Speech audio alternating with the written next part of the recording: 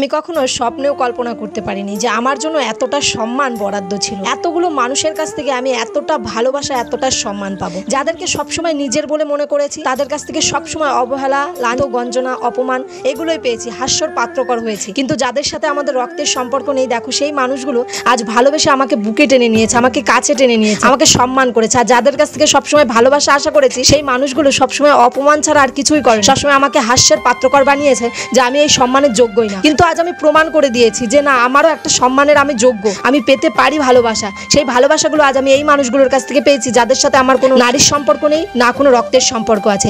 আজ এতটা সম্মান আমার বরাদ্দ ছিল, আমি কখনো স্বপ্নেও ভাবিনি, কল্পনাও করিনি। তো যাই হোক, কিসের জন্য বললাম অবশ্যই তোমাদেরকে জানাবো। তার আগে বলি, হ্যালো এভরিওয়ান, কেমন আছো তোমরা সবাই? আমি তো খুবই ভালো আছি। আর আজকের ভিডিওর এন্ট্রি, থাম্বনেল, টাইটেল সমস্ত কিছু দেখে তোমরা বুঝতেই পেরেছো যে আজকের ভিডিওটা অ্যাকচুয়ালি কি ছিল। হ্যাঁ, এটা ছিল আমার ফেসবুকের ফার্স্ট মিটআপ, যেটা আমাকে কেউ নিমন্ত্রণ করেছিল একদম গেস্ট হিসাবে। মানে এখানে না ছিল কোনো টাকা পয়সার কোনো মেডেল, না ছিল মানে পয়সা দিয়ে কেনা কোনো বিরিয়ানি। এখানে ছিল সম্মানের, এখানে ছিল ভালোবাসার, এখানে ছিল যোগ্যতার ভালোবাসা। তো যাই হোক, আমার একটা হালি শহরে মিটআপ ছিল, যেটা আমি অনেক আগেই সবার সাথে শেয়ার করেছিলাম। সো তোমরা যারা আমাকে ইউটিউব থেকে দেখছো, অবশ্যই ভালোবাসা দেবে, এইভাবে পাশে থাকবে। আর যারা ফেসবুক থেকে দেখবে, তারা অবশ্যই ভালো থেকো, পাশে থেকো, এইভাবে ভালোবাসা দিতে থাকো। তো যাই হোক, অনেক কথা বলে নিয়েছি। তার মধ্যে কথা বলতে বলতে আমরা কিন্তু ট্রেনে করে অলরেডি হালি শহর পৌঁছেও গেছি। তো এখানে এসে দেখি অনেক বন্ধুরা এসেছিল, অনেকে মানে আর কি দেখা করার জন্য, ফটো ভিডিও এগুলো করার জন্য।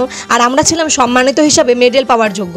আমাদেরকে ভালোবেসে একটা দাদাভাই ডেকেছিল, যেই দাদাভাইয়ের নাম ছিল অভিজিৎ। এটা ছিল টিম বস আর কি, রয়্যাল টিম বসের 01-এর বার্থডে উপলক্ষে একটা সেলিব্রেশন ছিল, যেখানে আমাকে অতিথি হিসাবে নেমন্তন্ন করেছিল। তো আমি তো সেখানে গেছিলাম অবশ্যই। আর সে আমাকে অনেকবার রিকোয়েস্ট করেছিল যে তোমাকে কিন্তু আসতেই হবে নাকি, কারণ তোমার ভিডিও আমার খুব ভালো লাগে। তো আমি অবশ্যই ওকে বলেছিলাম যে আমি ট্রাই করবো, বাট আমি কথা দিতে পারছি না, যদি আমি যেতে না পারি তখন জিনিসটা খারাপ লাগবে। তাই আমি বলেছিলাম আমি চেষ্টা করে দেখবো। তো যাই হোক, ভাগ্যেই হয়তো ছিল, ভগবান হয়তো চেয়েছিল, সেই রকমই চলে গেছিলাম সেখানে। সেখানে অনেক অতিথি ছিল, অনেক চেনা মুখ ছিল, যেগুলো তোমরা তাদের ভিডিওতে অবশ্যই দেখে নিও কে কে ছিল। আর কে কে তোমরা এই হালি শহরের মিটআপে গেছিলে, অবশ্যই একটা কমেন্ট করে জানিও যে তোমরা কে কে সেখানে ছিলে।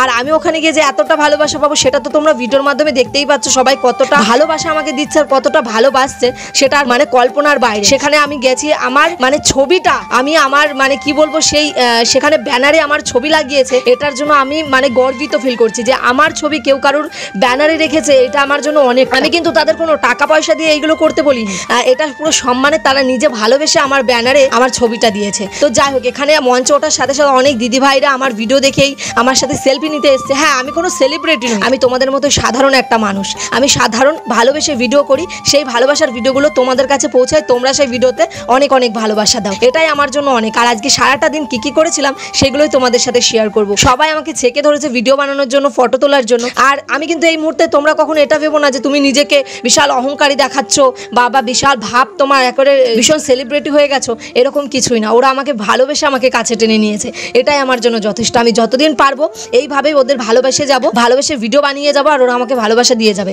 কারণ এখন যা পরিস্থিতি হয়েছে, এখনকার যুগে আপন মানুষের থেকে পর মানুষগুলোর জন্য বেশি ভালো। তারা ভালোবাসে কাছে টেনে নিয়ে কখনো আঘাত করে না। আঘাত তো তারা করে যারা রক্তের সম্পর্ক, প্রতিনিয়ত কিছু না কিছু আঘাত দিয়েই চলেছে। আর এদের সাথে আমার কিন্তু কোনো রক্তের সম্পর্ক নেই, অথচ কত সুন্দর ভালোবেসে যাচ্ছে আমাদেরকে। তো যাই হোক, এখানে আসলাম, কিছু কথা বললাম, যেখানে আমাকে উত্তরীয় পরিয়ে দেওয়া হলো, গলায় একটা মেডেল দেওয়া হলো, হাতে একটা ট্রফি দেওয়া হলো। আমি অনেক অনেক গর্ববোধ করছিলাম এই মুহূর্তে। আমি ভীষণ নার্ভাস ফিল করছিলাম যে আমি কি কথা বলবো, আমি কি কিছু ভুল বলে ফেলবো নয়তো, কারণ এটা আমার প্রথম স্টেজ প্রোগ্রাম ছিল।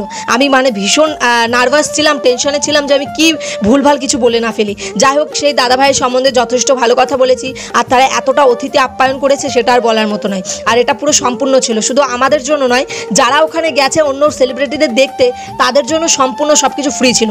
মানে ঢোকার কোনো এন্ট্রি টিকিট লাগেনি, খাবার কোনো এন্ট্রি টিকিট লাগেনি। সেখানেও যথেষ্ট খাবারের ভালো মেনু ছিল, সেখানে ফুচকা স্টল বসিয়েছিল, সেখানে কেকের মানে আর কি কেক সেলিব্রেশন হয়েছিল, যেহেতু 1 বছরের পূর্তি উপলক্ষে ছিল রয়্যাল টিমের, সেই জন্য।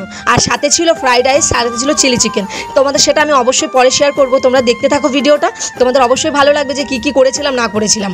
তো দেখো, এই যে এখন ওখান থেকে আমরা স্টেজ থেকে নেমে এসেছি, নেমে আসার পরে আমরা একটা ক্লাবে আমাদের বসতে দিয়েছিল। তো সেখানে আমাকে তো সবাই ঝেঁকে ধরেছে যে দিদি ভাই তোমার ভিডিও দেখি খুব ভালো লাগে। এই যে মানুষগুলো কথাগুলো বলে, কত সুন্দর গর্বের কথা বলো তো, অথচ আমার আশেপাশের যে মানুষগুলো আছে, সেই মানুষগুলো আমাকে নিয়ে হাস্যকর টোন টিটকারি করে। আসলে টোন টিটকারি তো তারাই করে যাদের নিজেদের কোনো যোগ্যতা নেই, তারা নিজেরা এই জায়গাটা পৌঁছাতে পারবে না, নিজেদের কোনো ক্ষমতা নেই, কোনো ট্যালেন্ট নেই। সারাদিন বসে দেখবে, একবেলা যদি খেতেও না পায় কোনো ওদের ব্যাপার না, কিন্তু পিএনপিসির মিটিং যদি না বসাতে পারে ওদের পেট ভরে না, কারণ নিজের তো কোনো কোনো যোগ্যতা নেই যে লোকের কথায় টিটকারি না করে পিএনপিসির গল্প না বসিয়ে যদি একটু নিজের কর্মে মন দিতাম তাহলেই হয়তো কিছু একটা করতে পারতাম। কিন্তু গ্রামের মানুষরা তো এরকম হয় না। গ্রামের মানুষরা 3 বেলার বদলে 1 বেলা খাবে তাও ঠিক আছে, কিন্তু 1 বেলা যদি মিটিং না বসে তাহলে ওদের পেটের ভাত হজম হয় না। আর শহরের মানুষরা পুরো তার উল্টো, তারা সবসময় মনে করে নিজেকে নিয়ে চলতে, নিজেকে ভালোবাসতে, নিজেকে কীভাবে স্ট্যাবলিশ করবো, নিজের পায়ে দাঁড়াবো, এগুলো নিয়েই ভাবে।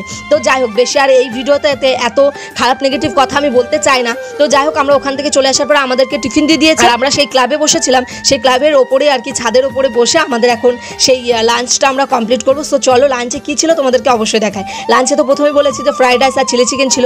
আর খাবারের কথা মানে স্বাদ কেমন ছিল সেটা মানে বলাই বাহুল্য যে এত স্বাদ হতে পারে, এত টেস্টি হতে পারে একটা মিট আপে যেখানে ছিল প্রায় 5 থেকে 600 লোকের আয়োজন, এত সুন্দর খাবার হতে পারে সে আমি কল্পনাও করতে পারি না। আমার তো ভীষণ ভালো লেগেছে, যেমন সম্মান পেয়েছি তেমন ভালোবাসা পেয়েছি সবার কাছ থেকে। আমার দিনটা ভীষণ ভালো কেটেছে আর ওরা আমার ভালোবাসায় আরও দিনটাকে ভালো করে দিয়েছে। তো যাই হোক, ওখান থেকে খাওয়া দাওয়া করে মঞ্চে উঠে পড়লাম, সবাই একটু নাচ গান করলাম মঞ্চের ওপরে। সবাই দেখতেই পাচ্ছ যে আমরা কত সুন্দর মাজা দোলাচ্ছি, সবাই কি সুন্দর নাচ করছি।